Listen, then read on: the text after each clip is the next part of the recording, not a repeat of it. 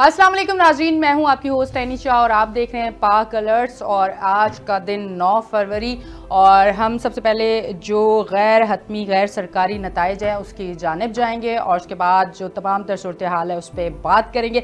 सबसे पहले मैं आपको बताती चलूँ NA 237 के गैर हतमी गैर सरकारी नताइज। कराची MQM पाकिस्तान के रऊफ़ सिद्दीकी 52,156 वोट लेकर कामयाब। कराची जमात इस्लामी के इरफान अहमद 33,513 वोट लेकर दूसरे नंबर पे। NA 235 से कराची NA 235 से MQM के इकबाल महसूद कामयाब।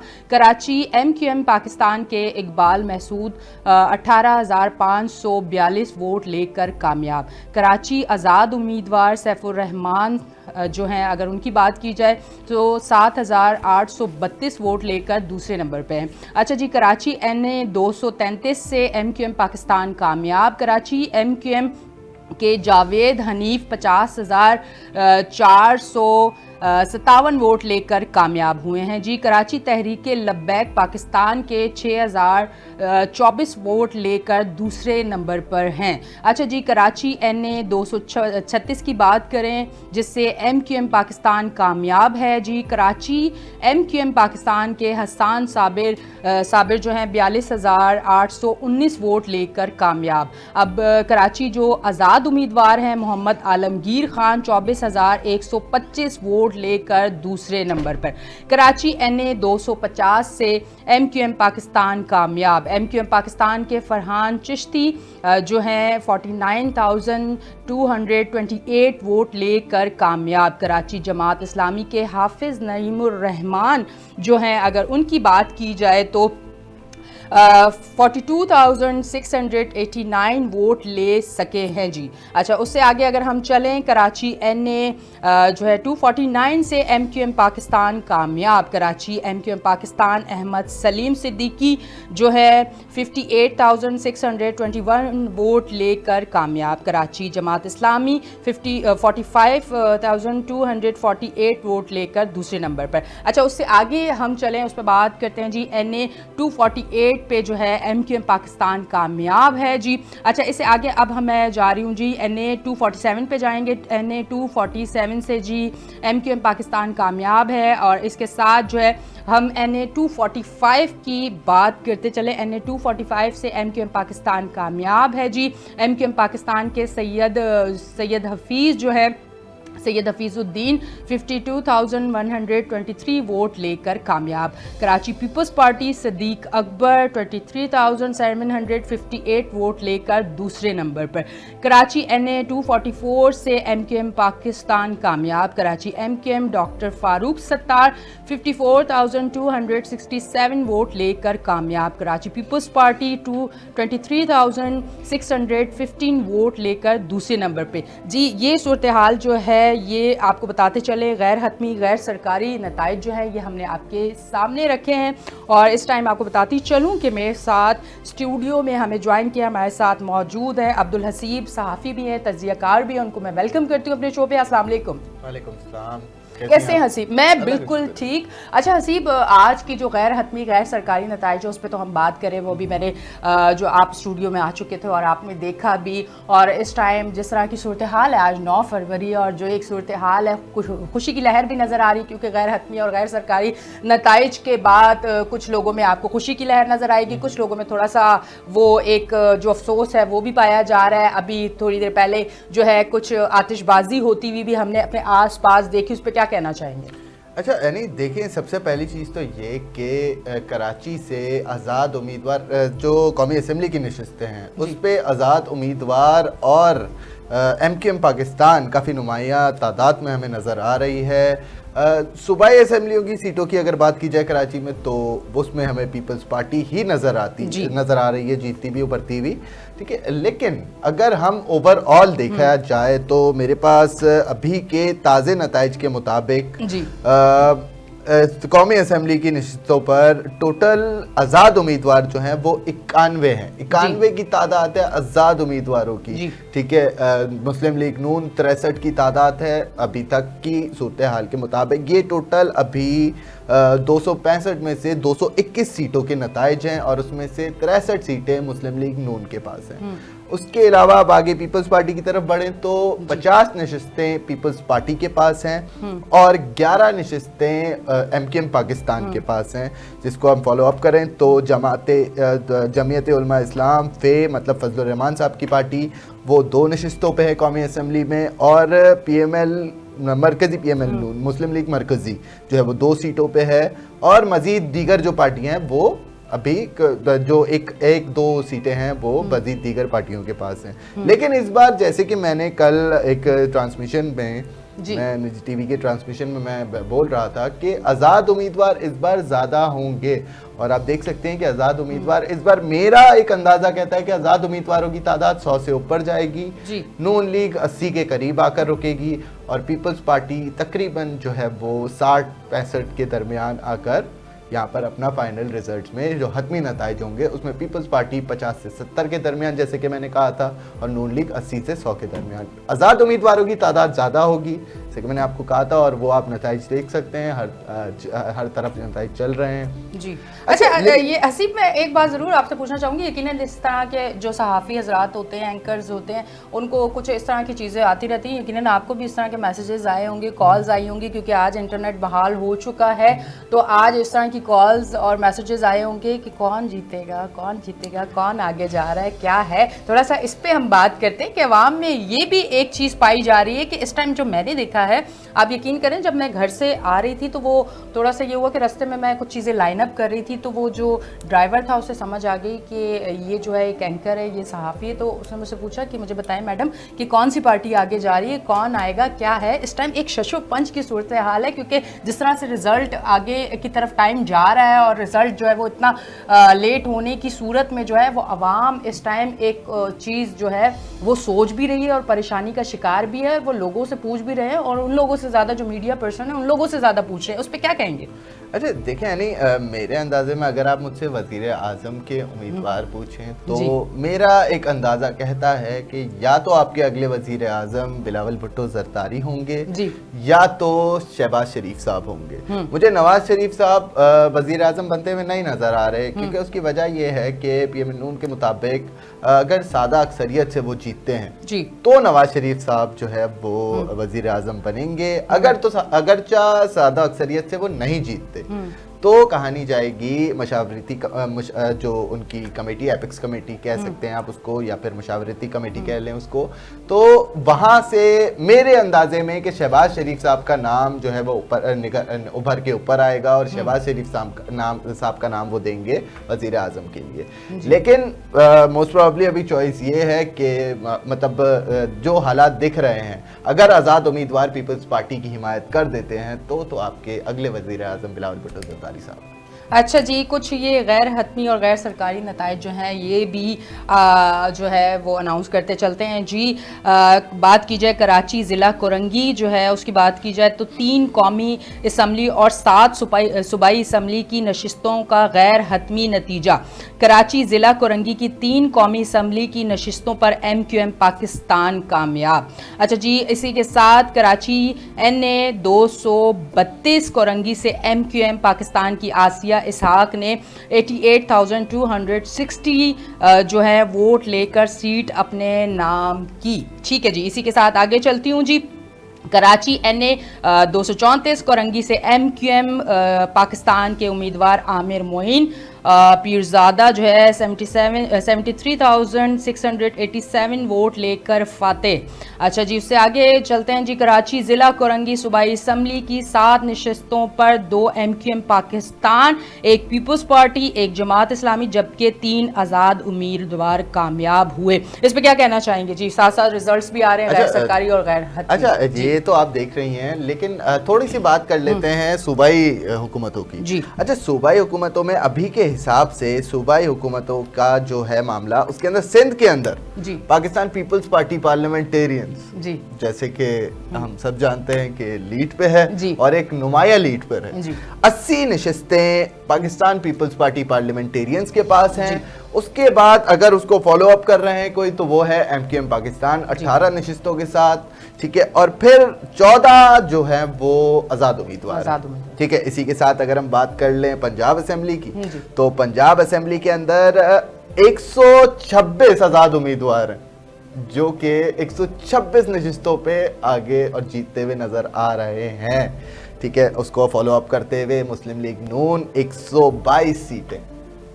देखें, अगर देखा जाए तो मतलब एक बात की जाए, अगर कॉन्फ्लिक्ट की बात होती है, पंजाब को PML नून, पाकिस्तान मुस्लिम लीग नून ओन करने का दावा करती है, लेकिन अगर हम अभी के नताइज के मुताबिक देखें तो मुस्लिम लीग नून आज़ाद उम्मीदवारों के हिसाब से पीछे है। 122 नशिस्तों पे मुस्लिम लीग नून जीत रही है और 126 नशिस्तों पे आज़ाद उम्मीदवार जीत रहे हैं।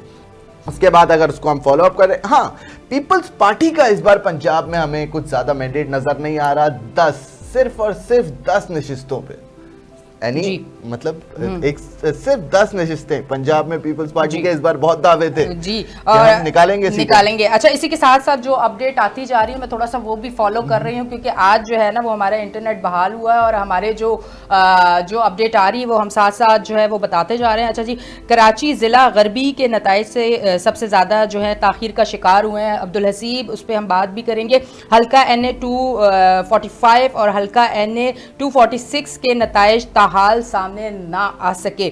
हल्का PS 119 का नतीजा कल आएगा, इस पे भी बात करनी है। हल्का PS 116, 119, 120 और 121 के नताइज भी ताहाल नहीं आए। अच्छा, ये अपडेट साथ साथ हम जो है वो आपको बताते जा रहे हैं। अच्छा जी, इसी के साथ साथ अच्छा जी अब्दुल हसीब, अब थोड़ा सा आ जाते हैं, थोड़ा सा अवाम की भी थोड़ी सी बात करते हैं, नताइज भी हम साथ साथ और तमाम तर चीज़ों पे भी बात करते हैं। आज कुछ इस तरह की सूरत हाल आपने देखी, कुछ कशीदा या कुछ, क्योंकि एक हमेशा से एक ट्रेंड रह चुका है, मैं इसको ट्रेंड कहूँगी, कि जब इलेक्शन होते हैं, नताइज आने वाले होते हैं या नताइज आ रहे होते हैं, गैर सरकारी और गैर हतमी जो नताइज होते हैं, उसके टाइम पर जो आपस में अवाम, दोस्त, रिश्तेदार जो लड़ पड़ते हैं। आपके साथ कितने दोस्त लड़े हैं, थोड़ा सा ये बताएं। आपस में एंकर सहाफ़ियों की भी तो हो जाती है ना कि यार ये और ये नहीं। इस बार लड़ाई जो है वो ज़्यादातर की ये है कि मतलब मेरे जो दोस्त यार, मेरे अहबाब और साफ़ी दोस्त यार हैं काफ़ी, कि उनका अब वो हर किसी का एक पर्सनल पर्सपेक्टिव भी होता है, एक पर्सनल व्यू भी होता है, एक उनका अपना नज़रिया रखता है। हर बंदा, हर शख्स अपना नज़रिया रखता है,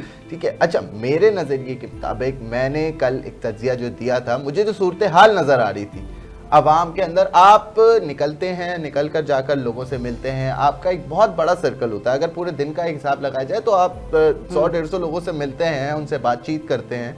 तो आज़ाद उम्मीदवारों के लिए, खासकर जिनको PTI बैकअप कर रही है, पाकिस्तान तहरीक इंसाफ बैकअप कर रही है, मुझे उनके लिए लोगों में एक जज्बा नज़र आया, ठीक है। साथ ही साथ अगर मैं पीपल्स पार्टी की बात करूं तो पीपल्स पार्टी के लिए भी मुझे एक बढ़ता हुआ जज्बा नजर आया, बिल्कुल। एक जिसे कहते हैं यूथ के अंदर। मैं इस चीज को, अगर इस बात को इस तरह से रंगूं कि बिलावल भुट्टो जरदारी साहब की वजह से यूथ अट्रैक्ट हो रही है, तो शायद ये गलत ना होगा। बिल्कुल सही होगा, लेकिन ये बिल्कुल सही कह सकते हैं आप इसको, बिल्कुल ऐसे ही, बिल्कुल। लेकिन मुस्लिम लीग नून, पाकिस्तान मुस्लिम लीग नून की मुझे सियासत इस बार कुछ खास समझ नहीं आ रही। उन्होंने कोई खास मंशूर नहीं दिया इस बार। हर पार्टी का एक मंशूर है, या तो जैसे तरीके इंसाफ कह रही है हकीकी आज़ादी, पीपल्स पार्टी कह रही है, पीपल्स पार्टी ने एक 10 नुकाती मंशूर पेश कर दिया है। पर मंशूर काफ़ी लेट नहीं हो गया? क्योंकि जब इलेक्शन के शोज़ स्टार्ट हुए और मुख्तलिफ चैनल्स ने जो कैंडिडेट्स है उनसे शोज़ स्टार्ट किया और उनसे मतलब बातचीत स्टार्ट की और उनके पास गए, तो उनसे जब उनका मंशूर पूछा गया तो उन्होंने एक जवाब दिया, अभी मतलब समझ रहे हैं ना आपकी मंशूर काफी लेट है, उस पर क्या कहना चाहेंगे? अच्छा, बात ये है, देखें यानी कि अगर हम मुस्लिम लीग नून की तरफ उठा के देखें नजरें, तो उनका वही मंशूर हर बार की तरह के रोटी कपड़ा मकान देंगे, मोटरवेज देंगे आपको, जो है वो हम इसका निजाम बेहतर करेंगे, आपके रहने पीने का, आपका रोटी कपड़ा मकान, ठीक है। उनका ये मंशूर आकर यहाँ पे रुक जाता है, हम माशी चीजें ठीक करेंगे, हम लाहौर को तरक्की याफ्ता करेंगे, हम और मोटरवेज बनाएंगे, हम ये करेंगे। अच्छा, यूथ के लिए अगर मैं स्पेसिफिकली एक यूथ के तबके की बात, यूथ एक सबसे बड़ा तबका आपका यूथ ही आपका फ्यूचर यूथ है, ठीक है। तो यूथ के लिए उनका कोई खास जिसे कहते हैं ना आपके नजरिया नहीं है। वो उनके जब भी यूथ की कोई बात आती है वो घूम फिर कर आके जो है वो 1000-5000 लैपटॉप बांट देते हैं, और उनका यूथ का मंशूर सिर्फ इतना होता है कि हमने लैपटॉप बांट दिए हैं, अब जो है वो बच्चे खुद पढ़ें अपना। यूथ के लिए मुझे मुस्लिम लीग नून की तरफ से कोई खास मंशूर नजर नहीं आ रहा। हाँ, उनका मोटरवेज बनाने का, जैसे कि नवाज शरीफ साहब अभी एक गुज़िश्ता दिनों एक जलसे से खिताब करते हुए कह रहे थे कि और मोटरवेज चाहिए हैं, अगर नहीं भी चाहिए मैं फिर भी बनाऊंगा। ठीक, पीपल्स पार्टी की मंशूर की अगर बात करें, अच्छा इस पे भी बात करेंगे, 300 यूनिट पे अवाम बड़ी खुश है। 300 यूनिट डबल सैलरी, इस पे अवाम बहुत ज्यादा खुश है। क्या कहना चाहेंगे? इस टाइम जो है एक के इलेक्ट्रिक के जो बिल्स हैं वो अवाम को बहुत ज्यादा परेशान कर रहे थे। अच्छा, इस पे भी थोड़ा सा एक कॉन्फ्लिक्ट है कि इस्तेकाम पाकिस्तान पार्टी ये दावा करती है कि ये इस चीज की शुरुआत हमने की। अच्छा, मुफ्त बिजली की, ये जो 300 यूनिट 400 यूनिट मुफ्त बिजली वाला जो मंशूर है, इस पे इस्तेकाम पाकिस्तान पार्टी का ये है कि अब्दुल हलीम खान कहते हैं कि हमने ये मंशूर पेश किया, फिर हमें हमारी देखा देखी बकाया पार्टियों ने इसको अडॉप्ट किया। मैं कहता हूं कि ये कोई भी करे, लेकिन ये एक बेसिक नेसेसिटी है, ये एक बुनियादी जरूरत है। अवाम जिस नहज पे बिजली की कीमतें पहुंच गई हैं, लाजिम है ये कि अब जो भी हुकूमत बने, कोई भी वजीर आजम आए, वो ये इनिशिएटिव तो लाजमी ले। और दूसरा, एक सबसे बेहतरीन मुझे मंशूर में एक बात लगी इनकी कि तनख्वाहें डबल। अब यही तो मैंने बात की, ये तनख्वाहें डबल वाले जो दावा है ये कर तो सब देते हैं। अच्छा जी, हमें टेलीफोन लाइन पे ज्वाइन किया है अहमद सगीर, तजियाकार, उनको वेलकम करती हूँ अपने शो पे। अस्सलाम वालेकुम। जी, आपकी आवाज़ मुझे बहुत कम आ रही है। अस्सलाम वालेकुम जी। जी जी अहमद सगीर साहब। जी जी जी बोले जी। अहमद सगीर साहब, गैर हतमी गैर सरकारी नताइज जिस तरह से सामने आ रहे हैं और जिस तरह से ताखीर का शिकार हो रहे हैं, उसके हवाले से आप क्या कहना चाहेंगे? देखें, ऑब्वियसली ये कोई इसकी प्रेसिडेंट पिछले कुछ सालों से, कुछ इलेक्शन से तो नहीं थी कि इस तरह और इतने लेट जो है वो इलेक्शन के रिजल्ट्स आए। बट पिछली दफा जो इलेक्शन कमीशन का वो जो हुआ था, जिसमें वो बैठ गया, उनका सारा सिस्टम बैठ गया, और इस दफा जो है सारा मैनुअल था, और उसमें भी इंटरनेट नहीं चल रहा था, बहुत सारे मसाइल थे, तो ये तो होना ही था। लेकिन असल चीज जो है वो इसके बाद की है कि अब क्या होगा। अब तो जो होना था वो हो गया, अब उस पर बात करने की शाम गुजर गया है, लकीर पीटने का कोई फायदा नहीं है। बात ये कि आगे क्या होगा, और यही वो $1 मिलियन क्वेश्चन है जिसके ऊपर अब सब सर जोड़ के बैठे हैं। मियां साहब ने तो कहा है कि आए मिल बैठ के। कता कलामी माफ़ी अहमद साहब, कता कलामी माफ़ मुझे, लेकिन मेरा ये कल से एक नजरिया है, मतलब मेरी तरफ से एक इशू है कि इंटरनेट सर्विसेज बंद करने का, टेलीकॉम सर्विसेज बंद करने का ECP ने नोटिफिकेशन जारी किया कि नहीं होंगी। फिर अचानक सुबह लोग वोट कास्ट करने के लिए उठते हैं, लोग अपने हक का इस्तेमाल करने के लिए उठते हैं, और उन्हें पता चलता है कि वो किसी से राब्ता नहीं कर सकते। और उस पे जो अथॉरिटीज़ हैं, सूबाई अथॉरिटीज़ हैं, आपके निगरां वज़ीर दाखिला मकबूल बाकर साहब कहते हैं कि ज़रूर इसके पीछे कोई ना कोई वफाक की कोई ना कोई अच्छी सोच होगी। गवर्नर साहब कह रहे हैं वफाक के पास कोई ना कोई वजह होगी, लेकिन वो वजह जानना, क्या आपको नहीं लगता कि वो वजह जानना अवाम का हक था? अवाम को मुतमईन करने के लिए वो वजह जानना ज़रूरी थी। हाँ नहीं, वो वजह तो बयान कर दी गई थी, शायद आपकी नजरों से नहीं गुजरी। वो बाकायदा ये सवाल हुआ था यहाँ पे इस्लामाबाद में भी, इलेक्शन कमीशन से पूछा गया था। इलेक्शन कमीशन जब मीडिया से बात कर रहे थे, हम भी वहीं पे थे, तो उनसे बात हुई थी। पूछा गया था कि जनाब ये क्यों किया गया। उन्होंने कहा ये इसके पीछे बड़ी और बुनियादी वजह ये थी कि एक दिन पहले आपको पता है वो जो दहशतगर्दी के वाकयात हुए थे, तो उसके बाद एक्सपेक्टेड था कि अगर ये मोबाइल सर्विस की गई तो उसकी वजह से कोई ऐसे नाखुशगवार वाकयात हो सकते हैं, या कोई टेररिस्ट एक्टिविटीज हो सकती हैं, या कोई बम धमाके हो सकते हैं, जिसकी वजह से जो है लॉ एंड ऑर्डर की सिचुएशन पैदा होगी। लिहाजा इसको इसलिए बंद किया गया था। सर, आपको ये तो ये एक बात है कि वाईफाई इंटरनेट सर्विसेज तो ऑन थी, आपको नहीं लगता कि दहशतगर्दी? वाईफाई आपका लैंड देखें, जो लैंड लाइन के साथ जुड़ी हुई सर्विसेज, वाईफाई तो एक हर एक सर्टेन उसमें होता है ना। बाकी जो मोबाइल सर्विस है, आपको पता है दुनिया के अंदर जितनी भी डिवाइसेस हैं वो मोबाइल से एक्टिवेट होती हैं। कहीं पे भी कोई रख दें, एक्सप्लोसिव रख दें, तो उसको आप कॉल करेंगे, वो जैसे कॉल अटेंड होती है या कॉल जाती है तो वो साथ ही वहाँ पे धमाका हो जाता है। इससे पहले भी इसी तरह की बहुत सारी मोबाइल डिवाइसेस के साथ जुड़े हुए बहुत से धमाके हमने फेस किए हैं, इस मुल्क के अंदर हुए हैं, दुनिया में हो रहे हैं। तो वो तो चले एक लॉजिक है, कोई समझ आती है कि ठीक है इसी वजह से किया होगा या यही वजह होगी या जो भी वजह है उसको हमारा जो बयान किया गया हमें तो उसी के ऊपर जाना है ना। बीइंग ए जर्नलिस्ट हमारा काम है कि ठीक है जी, हमने उनको कोई ना कोई स्पेस तो देनी है ना। अब हम उनको पकड़ तो नहीं सकते ना कि आके उनको मारना ही तो नहीं ना शुरू कर सके। तो उन्होंने अगर कह दिया तो ठीक है, हम मान लेते हैं कि बिल्कुल यही बात आपने कहा, अब हमने उस पर सर तस्लीम खम कर लिया। लेकिन अगली बात जो है, जो आप जिसकी तरफ आप इशारा कर रहे हैं, ठीक है, पॉसिबल है कि इसके पीछे और भी मुहर्रकात हों या शायद इसकी वजह ये है कि जी वोटर्स आपस में कनेक्टेड ना हो सकें, ये भी वजह हो सकती है। या ये वजह कि जी किसी भी एक सबूताज करने के लिए, एक सिस्टम को सबूताज करने के लिए ये किया गया हो, किसी पॉलिटिकल उसको चले जी मान लिया, ये भी वजह हो सकती है। लेकिन क्या फिर हो गया वो सब कुछ जो जा रहा था वो तो कुछ नहीं हुआ ना। मतलब सूरत हाल ये कि सारे के बावजूद PMLN की सीटें जो है वो 66 है, बहुत रिजल्ट लेट भी हुए, सब कुछ हुआ, लेकिन फिर भी PMLN जो है वो सीटें नहीं निकाल सकी।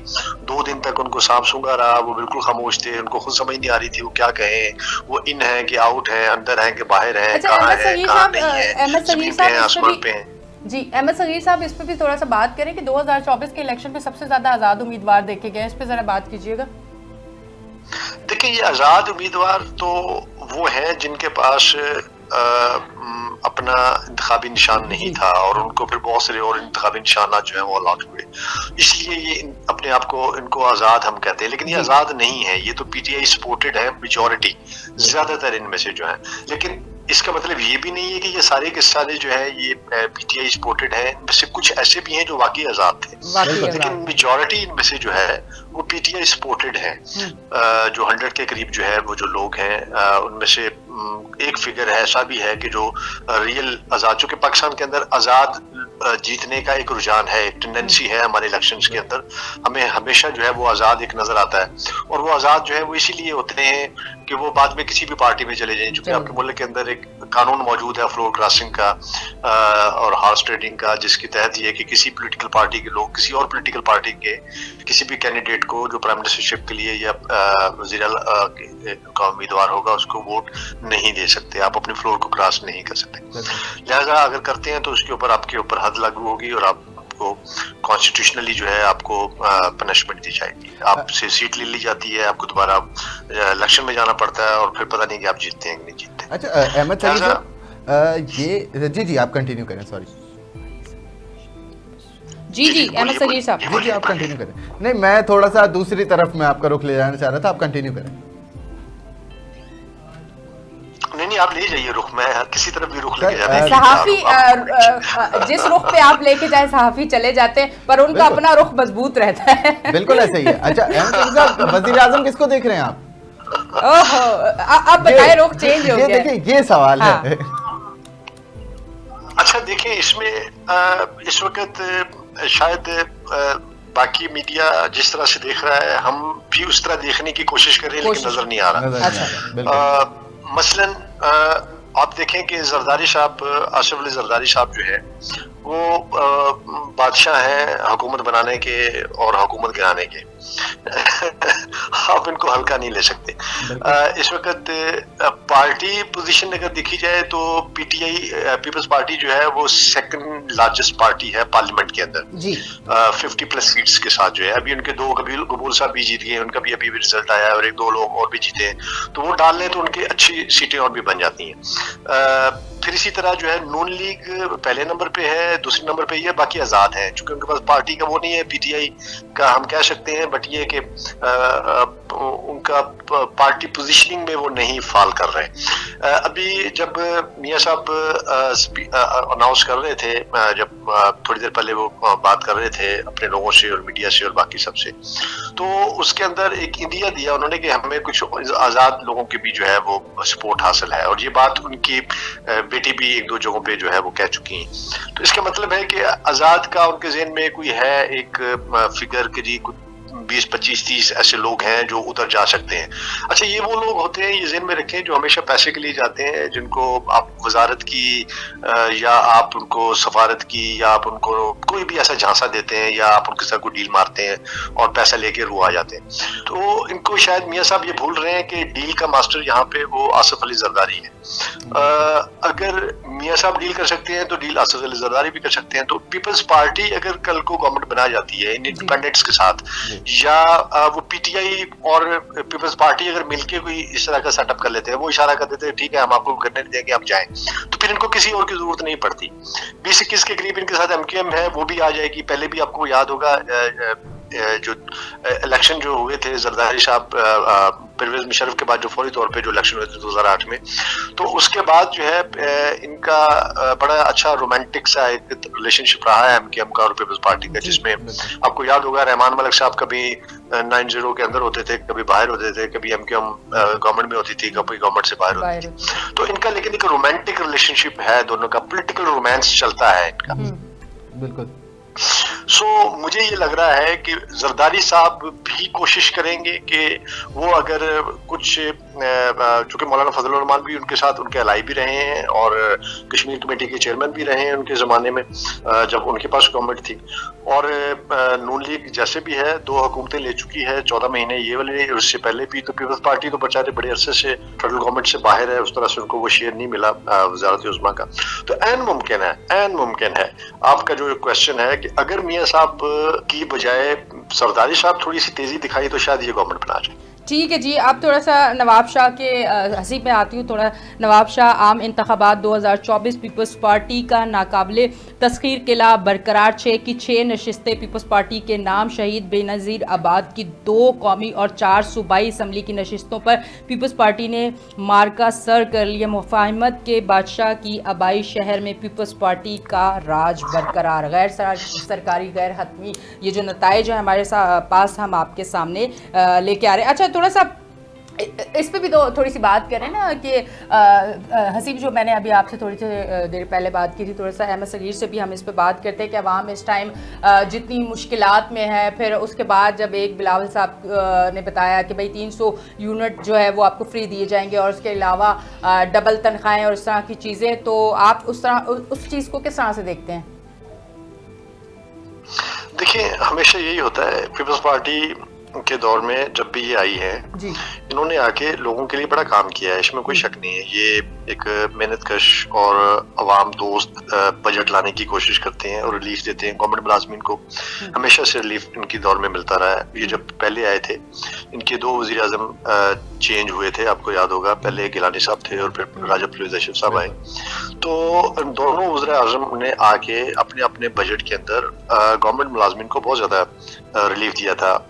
मुझे अच्छी तरह याद है, इनके वो शाह साहब जो है वो वज़ीर थे और उन्होंने बाकायदा लेबर की वजारत उनके पास थी और उन्होंने बहुत ज़्यादा यहाँ पे बड़ा एक्टिवली उन्होंने काम किया था, लोगों को रेगुलराइज कराया था और भी इस तरह के बहुत सारे ऐसे काम किए थे जिसकी वजह से लोग इनको बहुत पसंद करते हैं और ये अपनी कही हुई बात पूरी भी करते हैं। और कोशिश होती है इनकी कि ये उस तरह से बेशक एनर्जी ना डिलीवर कर सकें लेकिन फैसले बड़े करते हैं। मसलन ये कि आप देखेंगे इनके दौर में 18वीं तरमीम हुई थी, इनके दौर में केपी को उनका नाम मिला था, इनके दौर में हकूक़ बलोचिस्तान हुआ था, इनके दौर में NFC अवार्ड हुआ था, इनके दौर में मतलब कि बड़े फैसले हुए थे। लेकिन ये नहीं कर सके तो ये आवाम को बिजली नहीं पूरी कर सके, एनर्जी क्राइसिस इनके दौर में रहा, इनसे नहीं उस तरह से वो मीट हो सका। इनके दौर में जो है वो फाइनेंस के इश्यूज थे, IMF से डील नहीं प्रॉपर हो पा रही थी, इनको चेंज करना पड़ रहे थे फाइनेंस मिनिस्टर जो है, तो यहाँ पे ये मार खा रहे थे। बाकी इनके ओवरऑल फैसले बड़े अच्छे थे और सबको कंसेंसस के साथ लेके चल रहे थे।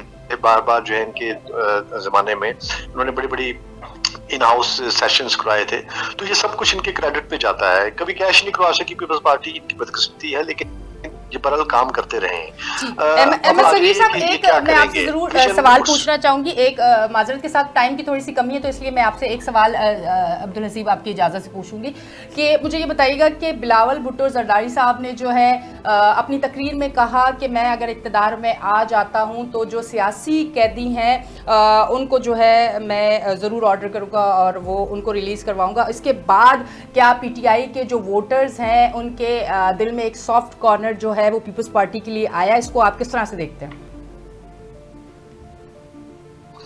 देखिए, ये पीपल्स पार्टी हमेशा से करती रही है, ये कोई पहली दफा नहीं किया। बीबी बेनजीर भुट्टो साहबा के दौर में भी जो सियासी कैदी होते थे वो उनको बहुत ज्यादा रिलीफ देती थी।